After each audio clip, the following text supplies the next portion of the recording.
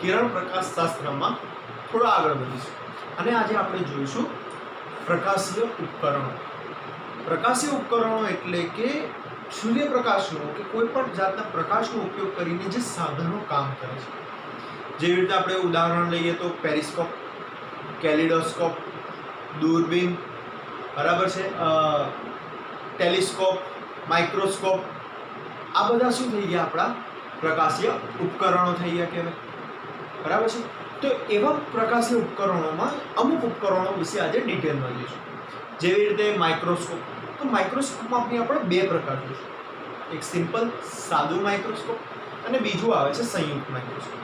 સાદું માઇક્રોસ્કોપ એટલે જેમાં એક જ લેન્સ આપણે વાપરીએ, બરાબર છે, બહિર્ગોળ લેન્સ. જેવી રીતે કે આપણે કહી શકીએ તો આપણે બિલોડી કાચ જે મેગ્નિફાઇંગ ગ્લાસ આપણે વાપરીએ છીએ, બરાબર છે, તમે વસ્તુ જોવા માટે કે વાંચવા માટે, જે બુઝુર્ગ માણસો હોય છે, ઉંમરલાયક માણસો હોય છે, એ વાંચવા માટે જે કાચનો ઉપયોગ કરે છે, બરાબર છે. અથવા તો તમે નાનપણમાં ઘણી વસ્તુ સળગાવી પણ હશે, બરાબર, સૂર્યપ્રકાશનો ઉપયોગ કરીને બિલોડી કાચ મૂકીને આપણે વસ્તુ સળગાવીએ છીએ, છે કે નહીં? રૂ છે, કાગળ છે, બરાબર, અથવા તો કોઈનો હાથ છે. તો એ વસ્તુ આપણે જે લેન્સ વાપરીએ છીએ એ છે આપણો કેવું? બહિર્ગોળ લેન્સ, બરાબર છે, જેને આપણે બિલોડી કાચ અથવા તો મેગ્નિફાઇંગ ગ્લાસ કહીએ છીએ. એ જ એક સાદું માઇક્રોસ્કોપ તરીકે કામ કરે છે. બીજું આવશે સંયુક્ત માઇક્રોસ્કોપ. સંયુક્ત માઇક્રોસ્કોપમાં આપણે બે લેન્સ વાપરીએ, બંને બહિર્ગોળ જ હશે, બરાબર છે, પણ એ બે લેન્સમાં એક નાનું હશે, એક મોટું હશે. ઓકે, તો આજે આપણે આ સાદું માઇક્રોસ્કોપ, સંયુક્ત માઇક્રોસ્કોપ શું કામ કરે છે, કેવી રીતે કામ કરે છે, એનું મેઇન ફંક્શન શું છે, બરાબર છે, એ બધા વિશે આજે વાત કરીશું. હવે આ જે પ્રકાશીય ઉપકરણ છે, જે રીતે કે માઇક્રોસ્કોપ છે, મેઇન એનો ઉદ્દેશ્ય શું છે? તો નાની વસ્તુને મોટું બતાવે.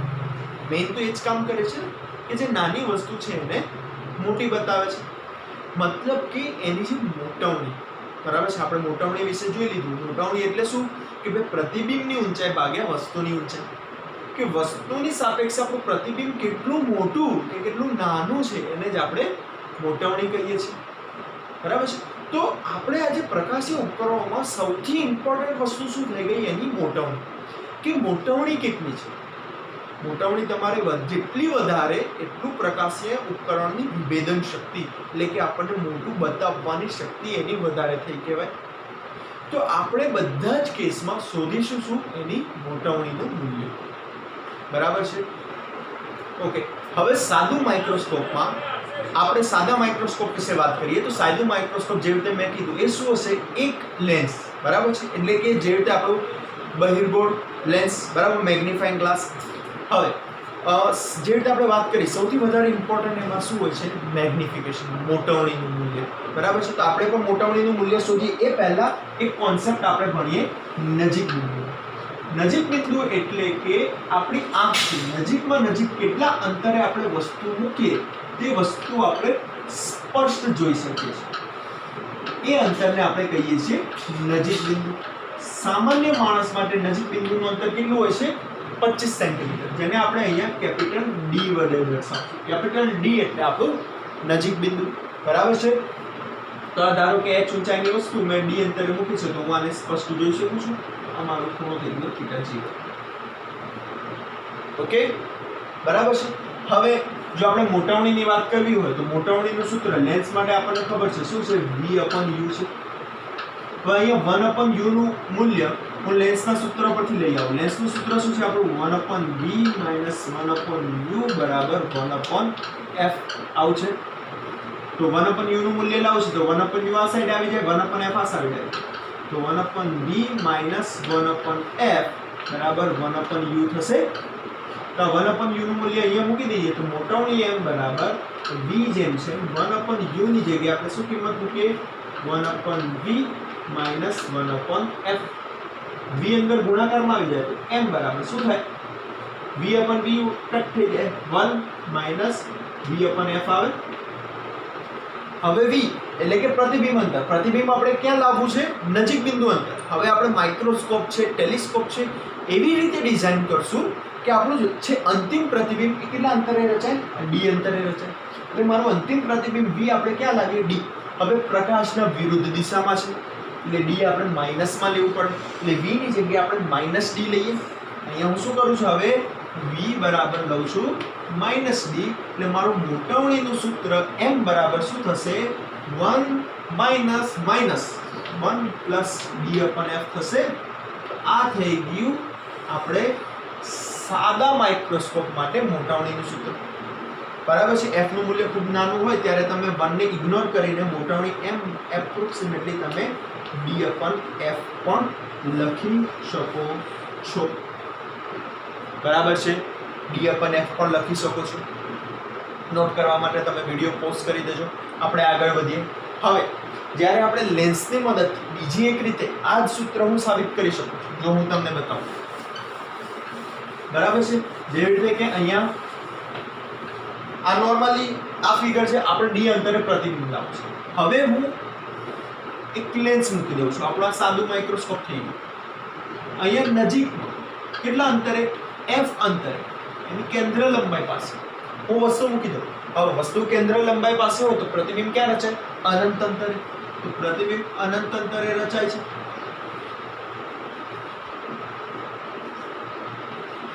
અહીંયાથી જ્યારે જોઈએ આપણે પ્રતિબિંબ આપણને અનંત અંતરે હતા. પ્રતિબિંબનો ખૂણો થઈ ગયો થીટા i, આ વસ્તુનો ખૂણો થીટા o. તો આપણે મોટાવણી માટે થીટા i અપન થીટા o પણ કહી શકીએ. હવે નાના ખૂણા માટે, નાના ખૂણાના મૂલ્ય માટે tan થીટા એપ્રોક્સિમેટલી આપણે થીટા લઈ શકીએ છીએ. તો થીટા i ની જગ્યાએ આપણે tan થીટા i લખીએ.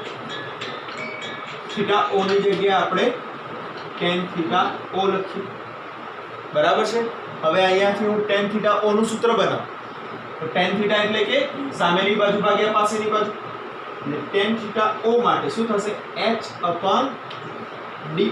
અને tan થીટા i માટે પણ સામેની બાજુ ભાગ્યા પાસેની બાજુ. આ તો h જ છે, પાસેની બાજુ f થશે. અહીંયા શું થશે? h અપન f. h ઉડી જશે, છેદનો છેદ અંશમાં આવે, f નીચે જાય એટલે સૂત્ર શું થયું તમારે? d અપન f જ થયું. તો આ થઈ ગયું આપણે સાદા માઇક્રોસ્કોપ માટે મોટાવણીનું સૂત્ર. હવે આપણે સંયુક્ત માઇક્રોસ્કોપ વિશે વાત કરીએ.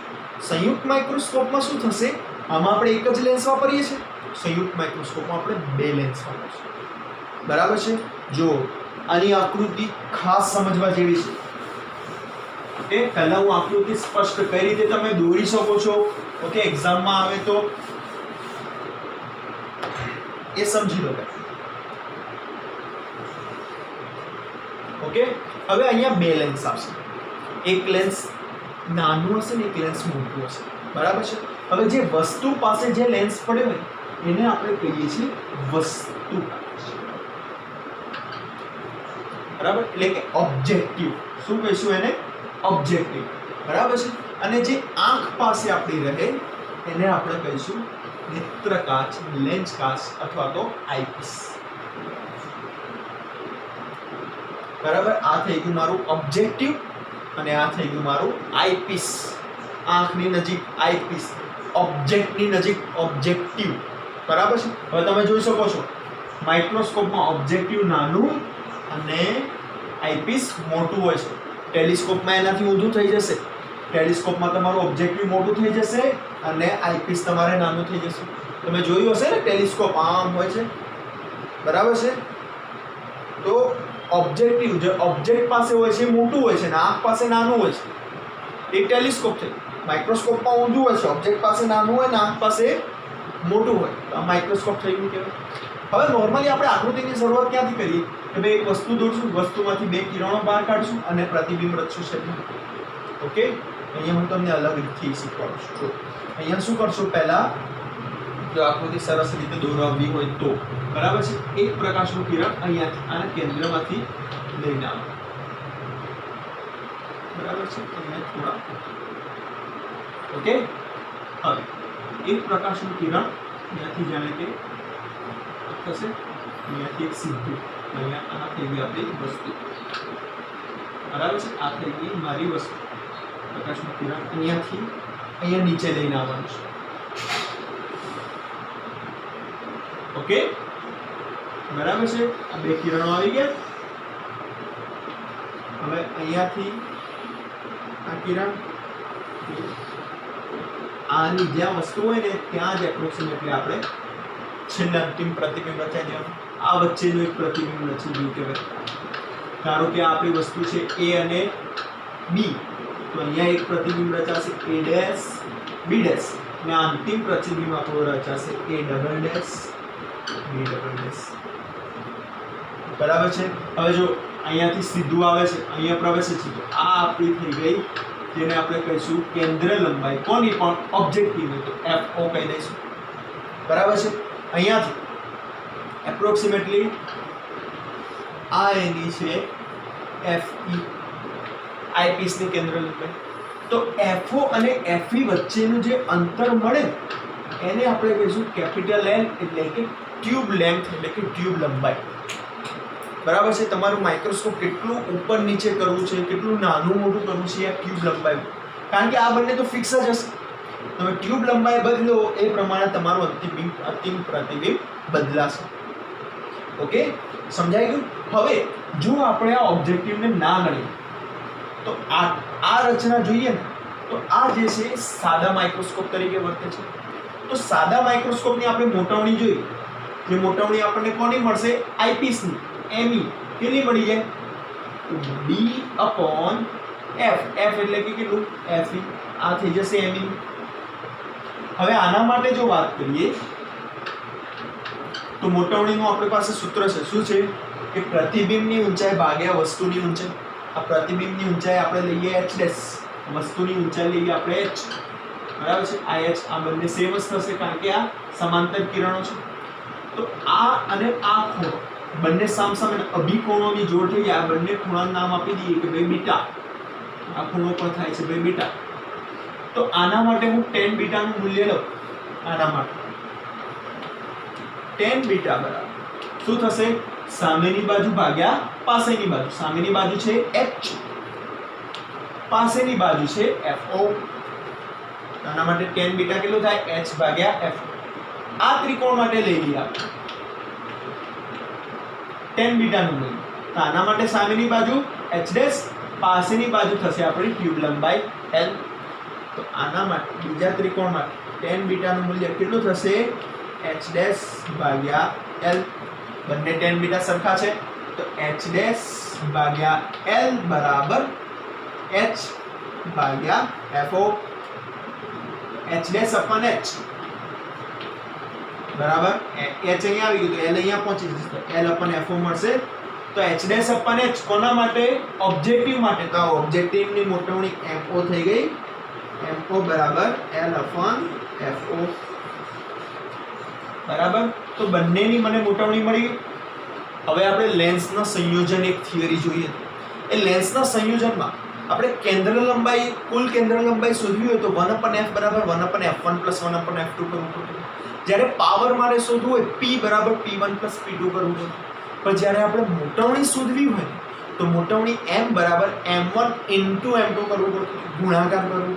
તો અહીંયા પણ બે લેન્સનું સંયોજન છે. તો મારે કુલ માઇક્રોસ્કોપની મોટાવણી M માટે હું શું કરીશ? M1 × M2 થશે. હવે M1 એટલે કે D/FE, M2 એટલે કે L/FO. તો મારે કુલ મોટાવણીનું સૂત્ર શું થયું? D/FE × L/FO. તો આ થઈ ગઈ મારે સંયુક્ત માઇક્રોસ્કોપ માટે મોટાવણી. બરાબર છે. આ માઇક્રોસ્કોપ કયું છે મારું? સંયુક્ત માઇક્રોસ્કોપ. સંયુક્ત એટલે કે બે લેન્સ.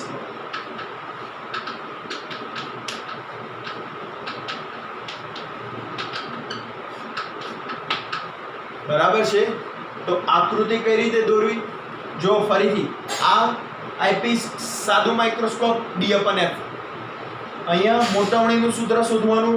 બરાબર છે. પ્રતિબિંબની ઊંચાઈ ભાગ્યા વસ્તુની ઊંચાઈ કરીને આપણે શોધી લીધું L/F. લેન્સનું સંયોજન એટલે બંનેનો ગુણાકાર D/FE × L/FO એટલે આપણે સાદા માઇક્રોસ્કોપની મોટાવણીનું સૂત્ર તૈયાર. બરાબર છે. તો આજે આટલું રાખીએ. હવે નેક્સ્ટ લેક્ચરમાં આપણા આ ચેપ્ટરની છેલ્લી થિયરી ટેલિસ્કોપ. બરાબર છે. ટેલિસ્કોપમાં પણ અલગ અલગ પ્રકાર આવશે. એ બધા ટેલિસ્કોપ આપણે જોઈ લઈશું એટલે આપણું થિયરેટિકલ ચેપ્ટર પૂરું થઈ જશે. ઓકે, તો કાલ મળીએ.